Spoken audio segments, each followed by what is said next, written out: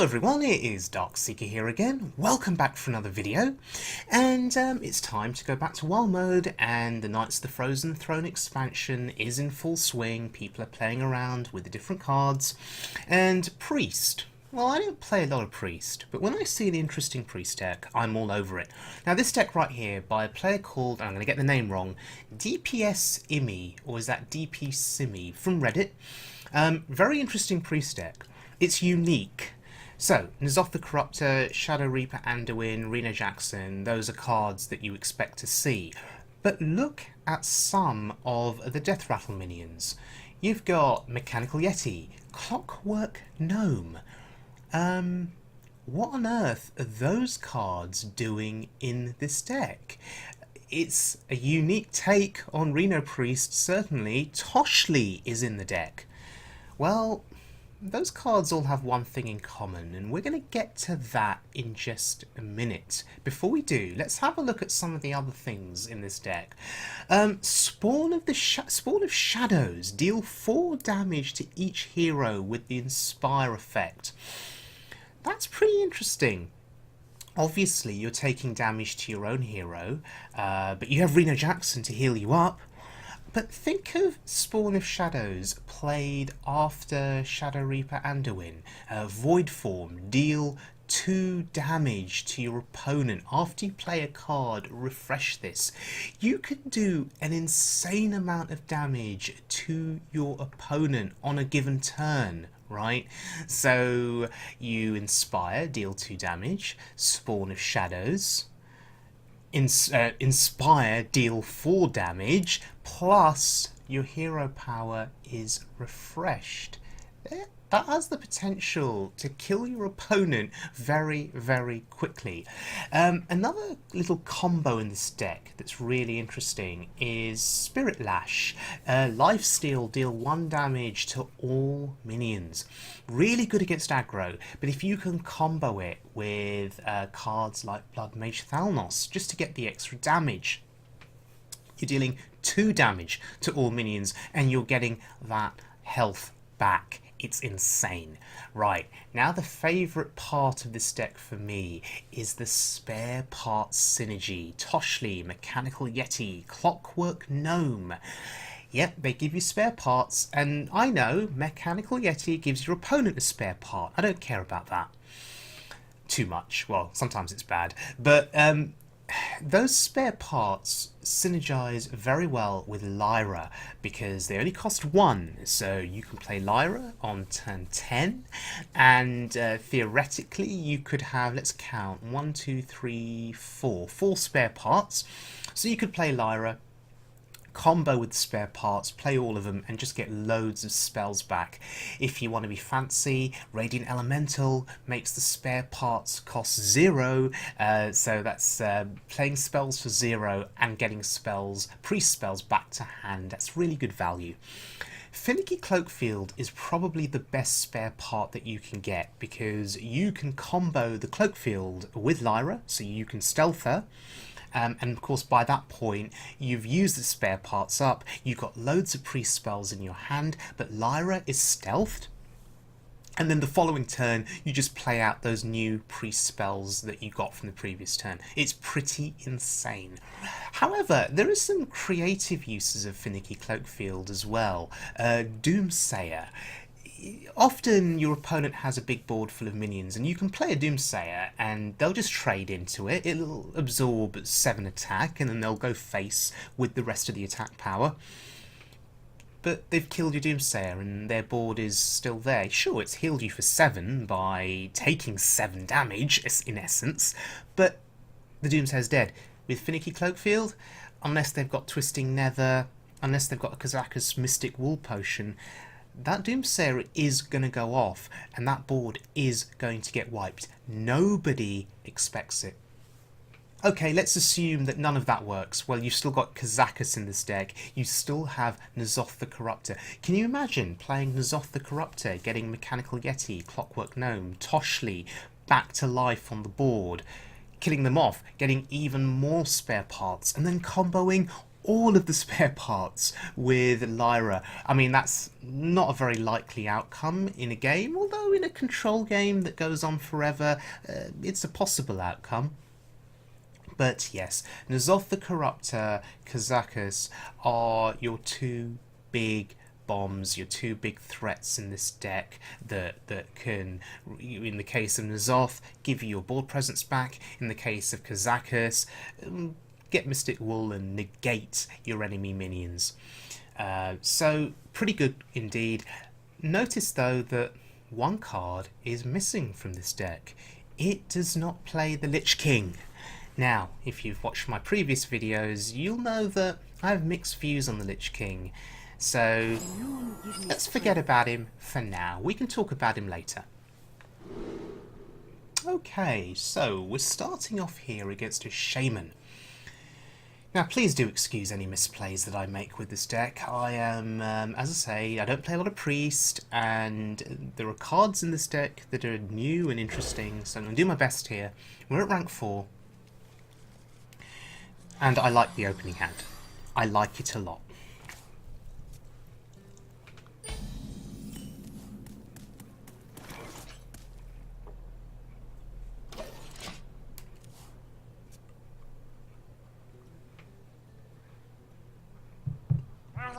Now, this is a Murloc Shaman. Oh my god. Oh my god. Okay, now, I've been quite alarmed seeing all of those Murlocs played, and you're looking at the board thinking, oh, a tiny fin, what does that do? Well, it's turn 3 next turn, which means Murloc War Leader is probably going to be coming out, if he's got it. If he's drawn perfectly like a god, then yeah, Murloc War Leader is going to wreck me. So what do? I could coin out the Deathlord here, or I could Shadow Visions. I'm actually going to Shadow Visions. Oh look, Spirit Lash, or Excavated Evil.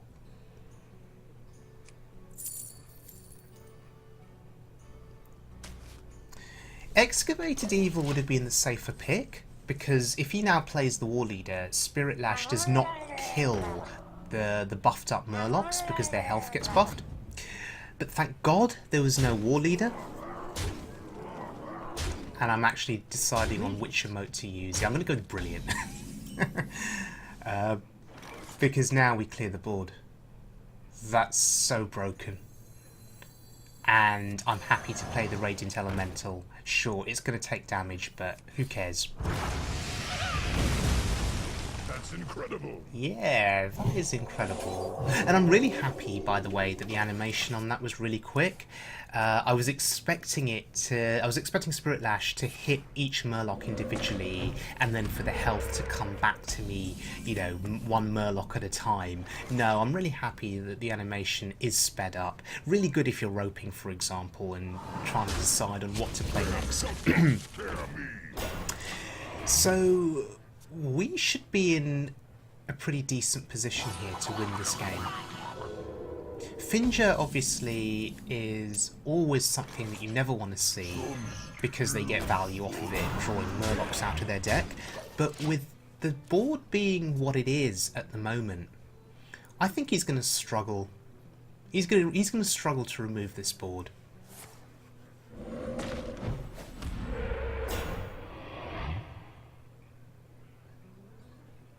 So Hero Power and Pass is actually pretty decent for me.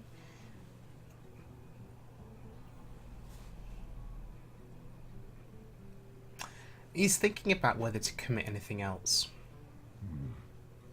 Now, if I were him, I would want to commit as much to the board as possible. Oh, Maelstrom Portal. Okay. That's pretty good. For me. I have Spirit Lash in my hand again. So, but Toshli here is a 5/7 body. Now, you may not rate the spare parts, and even if you don't, the 7 health on Toshli is pretty insane. And by the way, getting Finicky Cloakfield now and having that ready for Lyra is even more insane.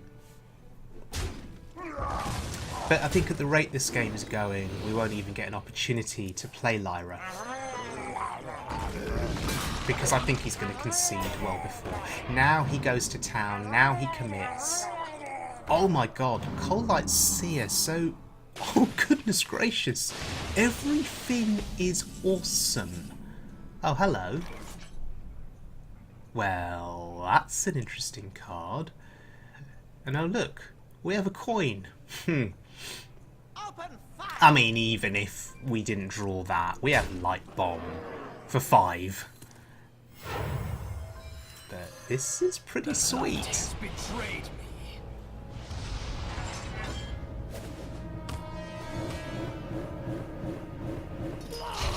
That's a full board clear, and that's the concede. Feels good. Well played.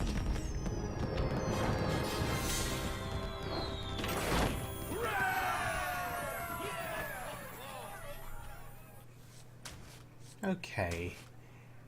Going up against a paladin with a very interesting name. Very interesting name there. I'm going to keep Shadow Visions, and the reason is, I think the ability to discover an Excavated Evil or a Light Bomb is good. And I've fixed the problem with my deck tracker. You can now see the full deck on the right hand side. In my previous video it cut off, I was playing Reno Mage, it cut off at Flame Strike, but I've managed to fix that now, so at least you can see what cards I'm playing, what cards are still to come. Okay. I think I misplayed on that first turn. I think I should have coined out the Curator, maybe? Because playing the Clockwork Gnome, obviously it was vulnerable to a dude, and I had to make the trade. You can't leave dudes alive anymore. Not with the buff effects on dudes, you just cannot leave them alive. So I had to trade 2 attack into 1 attack or 1 health. That felt bad. That felt really bad.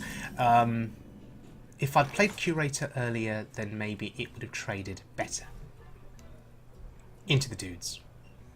So,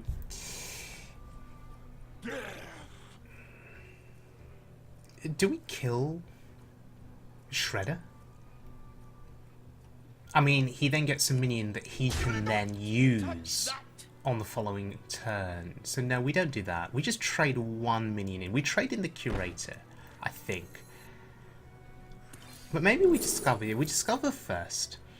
These are all really good. Light Bomb is a catch-all card. It's pretty decent. So we take the Light Bomb. That's fine. I think I should have discovered first before doing any trading. So again, another little misplay on my part. Not that it would have mattered, but we've got Light Bomb. We've got Excavated Evil. We feel relatively safe.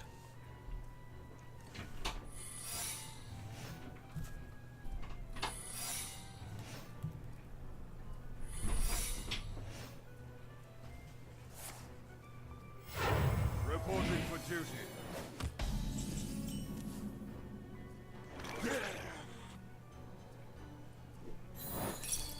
And it's get down.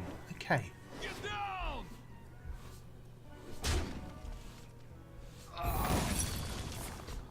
Get down! Get down is okay. I mean, he's running out of cards, and my hand is chock full of value here. It's just a case of how do I want to deal with the board? And there's so many options, there's so many things I could do, potentially. I wonder. How's a trade to draw? Seems sensible. Okay, I'm going to make an assumption. Oh god, it is competitive spirit. Okay, I'm going to make an assumption that he cannot kill the Azadrake on his turn. Who am I? None of your No, he business. can't.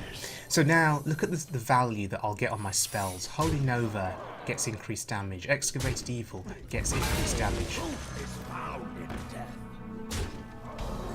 If your deck has no 2-cost cards, give all minions +1/+1. Wow! So Deathlord actually worked out very well for us there. We've just denied him a serious amount of value, but it also gives us information about his deck and what he's playing or not playing. So if you go face there, we hit for we don't hit at all, but we get the secret out of the way. It is Avenge, so we're proccing the Avenge, which is actually really good, and I mean, we have options here. We could Light Bomb, which would actually clear the entire board. Excavated Evil doesn't do enough. I'm just trying to see if I can combo Spirit Lash with Excavated. We just Light Bomb. And the reason for Light Bombing there is we have a second Light Bomb in hand, so we can use that one up. And we use the Light Bomb that we drew naturally from our deck.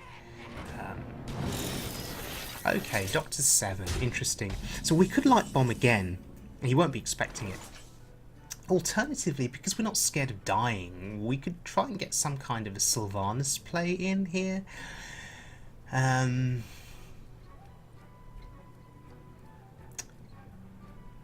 we've only got 7 mana to play with, which actually isn't a lot of mana, so...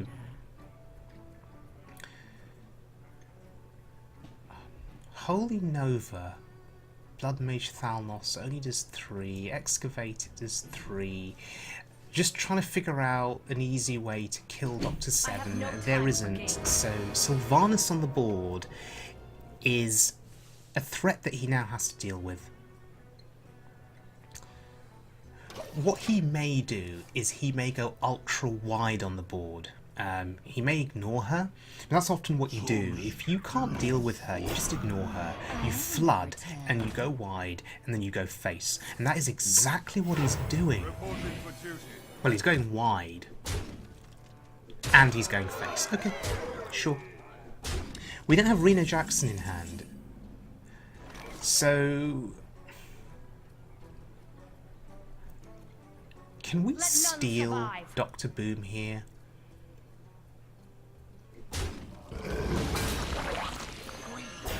Spirit Lash, Thalnos. Yep, that's enough to steal Dr. Boom. That's insane.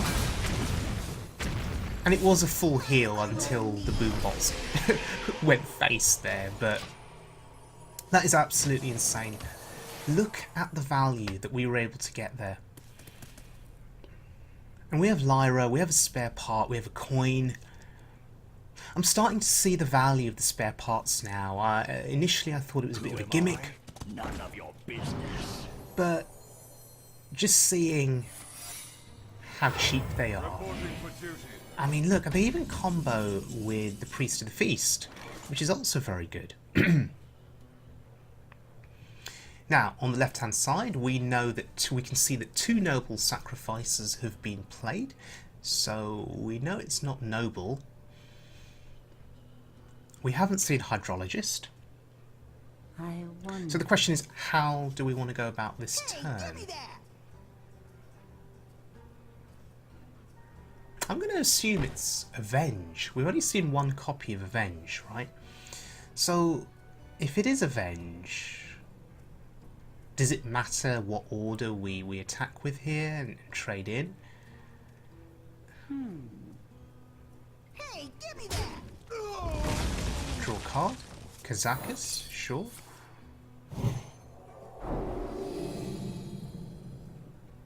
Okay, we still have Shadow Word Death in our deck and we didn't draw it. So I think here we just trade.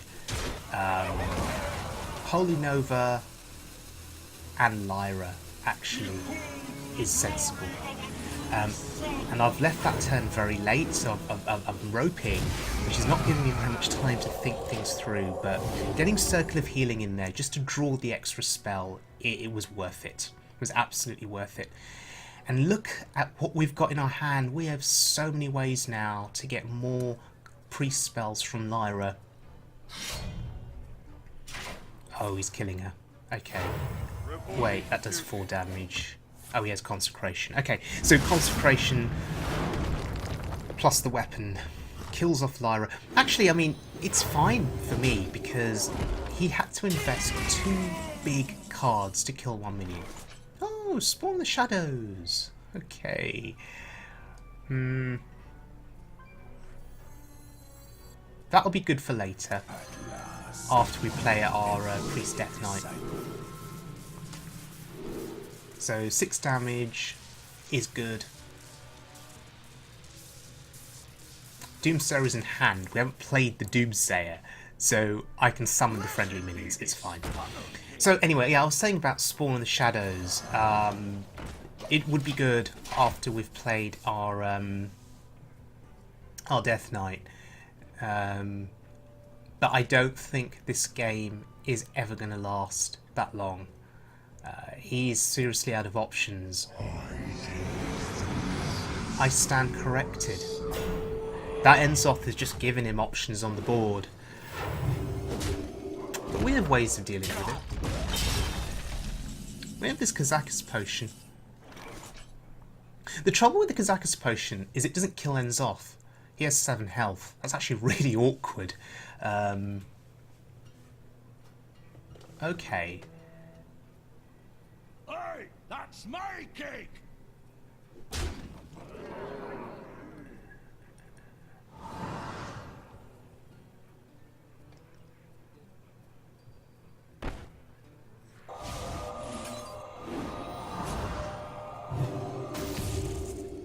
That, ladies and gentlemen, is why you play spare parts. Okay, so we get a bit of healing. I have no time for games.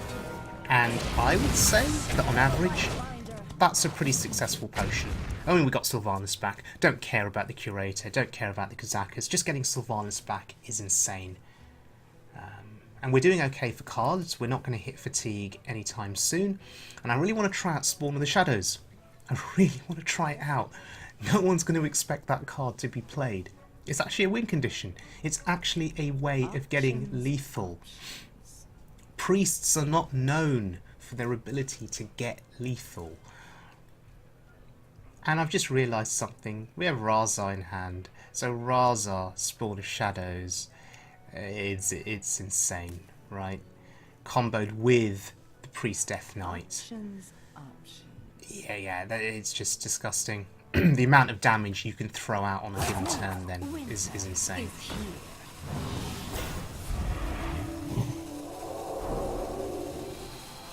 So this seems like a desperation attempt here from the Paladin. Blessing of Kings, sure.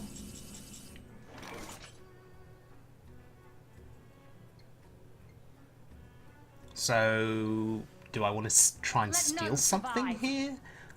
Or do I not? Do I just not care? We still have so many board removal or minion removal tools available to us in our hand that, quite frankly, I'm just an autopilot now. I really don't care. Raza coming down gives us a 5/5 body, and now we do have the hero power for 0 now with the Spawn of Shadows. Oh, and he conceded. Okay. Didn't give me an opportunity to surprise him. But yeah, this deck has worked out really well against that Enzoth Paladin. Chock full of value. This has become a deck now that I think... Would I be comfortable continuing to play this at rank 4? At the start, when I looked at it, I thought it looked slightly gimmicky because of the spare parts, but I've come to realise now that the value in those spare parts is insane. As I say, the synergy with Lyra is godly. The Cloakfield spare part has a utility with Doomsayer and Lyra, obviously. And of course with Priest of the Feast, and that's something that I didn't think about initially. And also the Raza value, along with Spawn of Shadows, along with Shadowreaper Anduin, the damage potential and output there is pretty interesting, and that is actually something that I would like to explore further. So maybe you'll see another video in a couple of weeks with this deck in action again, or maybe I'd like to see how it fares at the start of a new season, so maybe you'll see it in action in the September season. We'll see, but I'm certainly going to be coming back to this deck and maybe look at refining it a little bit more because it's brilliant. But thank you very much to Dpsimi or Dpsimi, however you pronounce your name. Thank you very much for this deck. It's brilliant. A lot of fun, certainly. So if you enjoyed the video, please subscribe, I'd be very grateful, and I'll see you all again very soon for more Hearthstone fun with Wild Mode.